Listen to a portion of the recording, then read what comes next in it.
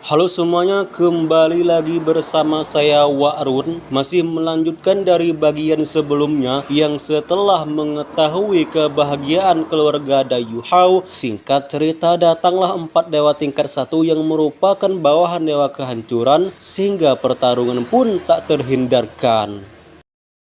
Keempat dewa tersebut berkumpul di halaman keluarga Dewa Emosi. Mereka sama-sama mengeluarkan tekanan besar yang membuat keluarga Dewa Emosi mulai serius. Sebelum itu, Dewi Kecemburuan berkata dengan tatapan dingin dan rasa yang penuh akan cemburu bahwa Tangsan tidaklah pantas memimpin alam dewa. Menurutnya, Tangsan sama sekali tidak memiliki kualifikasi, yang hal itu dibuktikan selama Tangsan mengendalikan alam dewa sama sekali tidak ada kemajuan. Mendengar perkataan tersebut, Yu Hao tiba-tiba menarik nafas panjang. Pandangan matanya berangsur-angsur menjadi tajam, disusul dengan keluarnya aura pertempuran yang menakutkan dari Dewa Emosi. Dia sudah tak tahan lagi mendengar bacotan 4 dewa kroco tersebut. Dia berniat mengakhiri pertempuran ini secepat mungkin. Saat itulah tiba-tiba Dayu Hao datang dan menepuk pundak putranya tersebut. Dia menyarankan kalau Yu Hao harus bertarung dengan serius dan jangan memikirkan dirinya. Selama ini Yu Hao sangat memperlakukannya dengan baik dan itu sudah merupakan anugerah terindah bagi dirinya. Dan ya, tubuh Dewa Emosi seketika menjadi gemetar. Saat ini dia benar-benar tidak peduli seberapa kuat 4 dewa di hadapannya, mengingat dahulu perjuangannya menjadi dewa bukanlah hal yang mudah. Maka dari itu, sesulit apapun rintangannya di kemudian hari, Yu Hao harus bisa melewatinya. Tepat ketika Yu Hao ingin baku hantam, nampak Dewi Kupu-Kupu mendekati dan mengeluarkan aura cahaya emas di sekitarnya. Dan tebak apa yang ingin dilakukan sepasang dewa tersebut? Ya, mereka ingin mengeluarkan teknik fusi tingkat dewa. Yang kita tahu teknik fusi mereka di benua Donluo dulu sangatlah berbahaya, dan kali ini kita akan melihat seberapa menakutkan teknik fusi tingkat dewa dari sepasang dewa tersebut. Dan di sini terungkaplah alasan Samsul mengirim 4 dewa tingkat 1 sekaligus kepada keluarga ini. Sudah jelas karena Yu Hao adalah dewa tingkat 1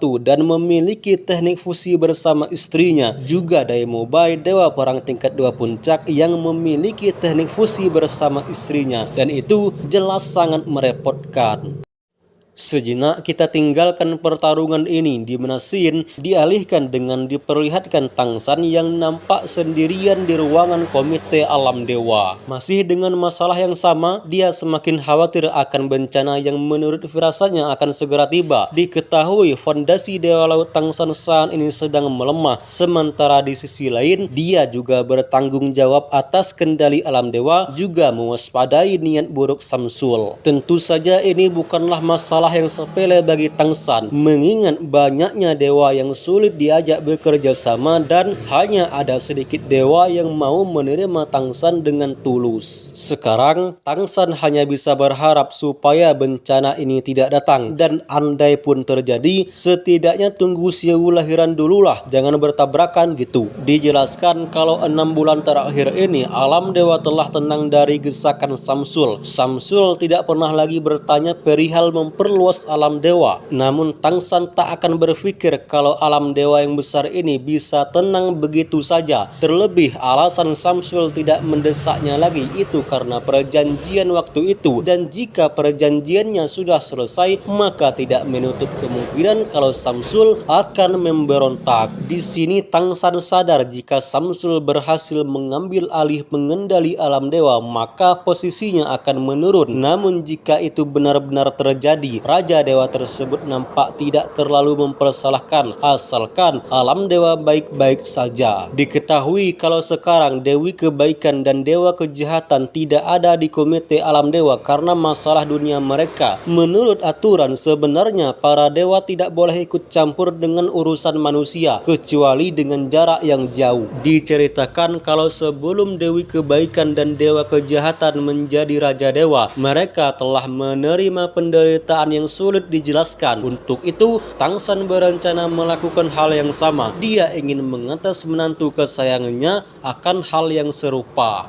Bicara masalah Yu Hao dan Wutong, seketika Tang San tersenyum seolah masalahnya sudah hilang. Sehingga untuk melepaskan rasa rindu, Tang San berniat mengundang putri dan menantu kesayangannya untuk makan bersama. Karena sebagai dewa penegak hukum, Tang San tidak dapat meninggalkan komite alam dewa dengan mudah. Maka dari itu, jika ingin bertemu kerabat dan sahabat, Tang San hanya bisa mengundang. Tepat ketika lagi senyum-senyum itulah, tiba-tiba terdengar suara yang menggelegar dari arah langit yang membuat Tang San tertegun sejenak. Bagaimana mungkin ada yang bisa menyelinap masuk ke wilayahnya sementara sebelumnya dia tidak merasakan aura apapun. Diketahui kalau kekuatan dewa kehancuran memanglah kuat. Bahkan jika Tang San hanya memiliki kekuatan dewa laut, maka dia tidak yakin bisa menang. Masalahnya, kekuatan dewa Asura harus dibantu dengan Xiao, sementara Xiao sedang hamil besar. Mengendalikan dua kekuatan dewa dengan Tang San seorang diri, jelas itu adalah perkara sulit. Tak ada cara lain, Tang San melaju kencang dan berhadapan langsung dengan Dewa Samsul. Tang San bertanya apa yang dia inginkan. Mendengar pertanyaan tersebut, Dewa Samsul menjawab dengan dingin, "Serahkan pusat alam dewa." Dijelaskan kalau menggunakan kekuatan dewa di area komite alam dewa itu dilarang keras, dan jika Samsul telah berani melanggar, itu berarti dia sudah siap menerima resiko yang ada. Tekanan aura menakutkan keluar dari tubuhnya sampai-sampai petugas alam dewa yang berada di kantor pusat alam dewa pun juga dapat merasakan tekanan tersebut. Melihat akan hal itu, seketika cincin Tang San naik dengan perlahan. Senjata Trisula segera keluar dari tangannya. Meskipun ini hanyalah dewa laut, namun tak dapat dipungkiri kalau Tang San telah berkultivasi di tempat terkuat di komite alam dewa. Dan ingat, dia adalah dewa ganda yang siap berubah kapan saja. Dewa Samsul menjelaskan jika alam dewa terus dikendali oleh Tang San, maka itu adalah bencana yang sesungguhnya kebanding dengan firasat buruk Tang San selama ini. Untuk itu, Samsul menyuruh Tang San menyerahkan posisinya lalu umumkan ke semua dewa. Dengan begitu, alam dewa akan baik-baik saja. Tang San menarik nafas panjang sembari berkata kalau dia sangat memahami niat baik Samsul. Terlebih, dia juga ingin alam dewa diperluas. Namun untuk saat ini, firasatnya alam dewa akan terjadi bencana itu semakin dekat. Maka dari itu, alangkah baiknya ditunda dulu daripada merusak alam dewa.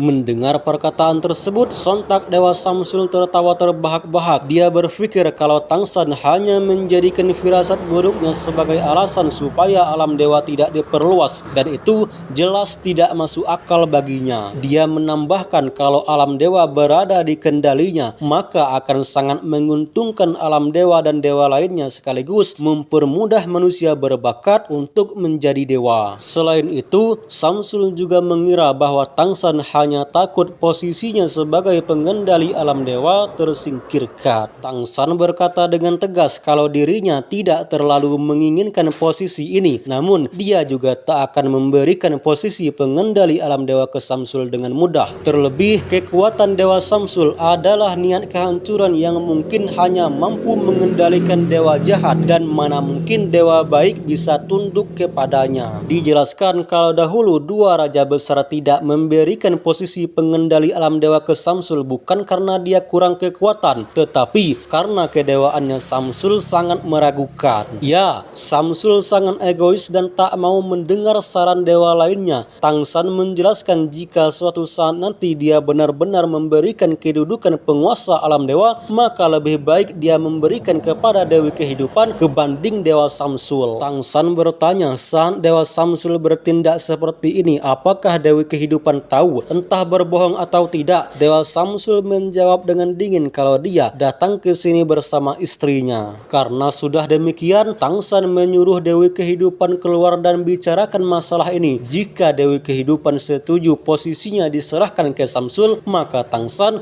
akan menyerahkannya sekarang juga. Dijelaskan Dewa Kehancuran sengaja membuat kekacauan alam bawah, atau lebih tepatnya dunia dewa kebaikan dan dewa kejahatan, supaya mereka tidak ikut campur akan masalah ini. Meskipun sepasang dewa tersebut tidaklah sekuat Tang San dan Samsul, namun tetap Sebab mereka adalah raja dewa yang tentu akan sangat merepotkan jika mendukung Tangsan. Karena Dewi Kehidupan tak kunjung tiba, Tangsan perlahan mengangkat trisula emas di tangannya sembari bertanya, apa yang terjadi dengan Dewi Kehidupan? Kenapa dia tidak bersamamu? Mendengar pertanyaan tersebut, seketika Dewa Samsul marah besar dan mengeluarkan raungan yang keras. Dia menegaskan supaya Tangsan tidak ikut campur dengan urusan keluarganya. Karena sulit diajak bicara baik-baik, maka jangan salahkan Tangsan jika dia bertindak kejam. Dan ya, satu persatu cincin Dewa Tangsan naik dengan perlahan. Senjata Trisula segera ia keluarkan, dan pada saat itu baku hantam antara Dewa Laut Tangsan dan Dewa Kehancuran pun tak terhindarkan. Sementara Tangsan lagi sibuk-sibuknya baku hantam, scene malah dialihkan dengan diperlihatkan Daimobai yang nampak membesarkan tubuhnya hingga ketinggiannya mencapai 100 meter. Sepasang cakar harimau muncul dengan perlahan. Ya, ini adalah kemampuan menakutkan milik dewa perang. Namun, 4 dewa bawahan Samsul juga tak bisa dianggap remeh, di mana mereka nampak menggabungkan kekuatannya, membuat dewa emosi dan yang lainnya tak bisa bergerak. Nah, akankah mereka bisa keluar dari situasi seperti ini? Apa malah ketangkap juga seperti Oscar dan Ma Hongjun? Patut kita tunggu. Teman-teman mungkin ada yang bingung, lagi seru-serunya lihat pertarungan Yu Hao malah dialihkan ke Tangsan. Pas lagi seru-serunya melihat pertarungan Tangsan, malah dialihkan ke Yu Hao lagi. Ya mau gimana lagi?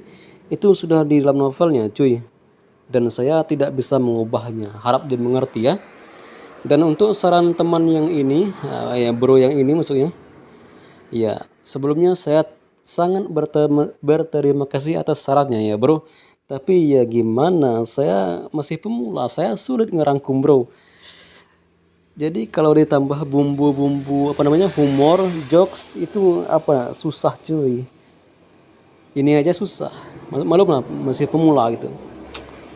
Kelas saya Pak Arun. Pamit undur diri dan sampai jumpa di video selanjutnya. Adios.